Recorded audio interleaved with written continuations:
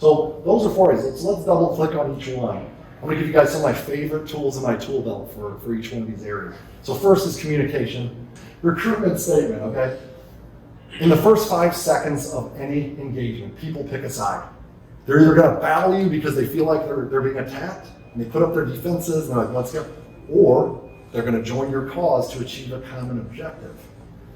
And that's why I call it a recruitment statement. We need to, how do we build an army? We can't win a war without a one woman, one man army. So how do we build one? We gotta recruit people to our side. That way we're aligned around a common objective. So I'm gonna teach you guys how to do this.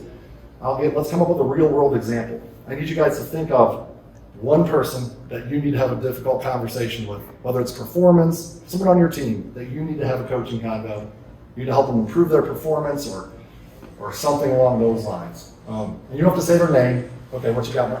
What's your name? John. John? Okay, John, thank you for sharing. John, what's the situation? I've actually got a group leader in the shop. Great worker, a lot of attributes, but very condescending to people around him. People are kind of getting tired. Valuable employee. They're condescending. Helps everybody, but even when he's helping them, people still don't want to talk to him from time to time because he's condescending. Okay. I have the same guy. Okay. Good one. Okay. We all have one. This is great. All right. Let's just hash it out right now. I love this. This is good. All right. So great. So they're being condescending. And what's the negative outcome this is creating for them? I'm teaching you guys how to craft a recruitment statement to get buy-in, by the way. Go ahead. So what's like even with service advisors, they'll have a situation they need his involvement in to expedite a repair or take care of a customer or whatever. They'll come to myself or to my service manager and say, listen, can you take this to him? And I don't even want to talk to him.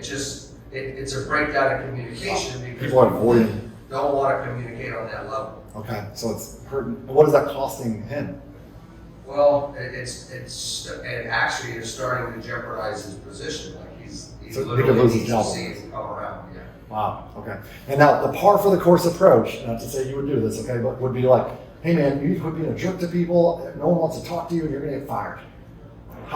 What's going to happen, right? Put up the defenses. That won't work. Right. It will work. Right. So we got to get buy-in. We need to. So here's what you do: you take all the negative outcomes and you flip it on its head. What's the with him? What's in it for me if I was him? Okay, what's the with him if he changes his ways? What positive outcome would be created? Well, he'd probably have less stress because he kind of stresses himself out, really. Okay, so less stress, more enjoyable work. Also, you mentioned it, he would get to keep his job long term. Yeah. So all you do is you take the negative outcomes, you say, if they change, what would they gain? Okay, and then you add what I want for you to the front. Write this out. What I want for you is. What I want for you is you take the negative outcome and ask them if they change, what would they get out of it? What's the positive outcome? Add what I want for you to the front of it, and then to the back. Add is now a good time to talk about this. Some ways is now a good time to talk about this. Some ways to accomplish this.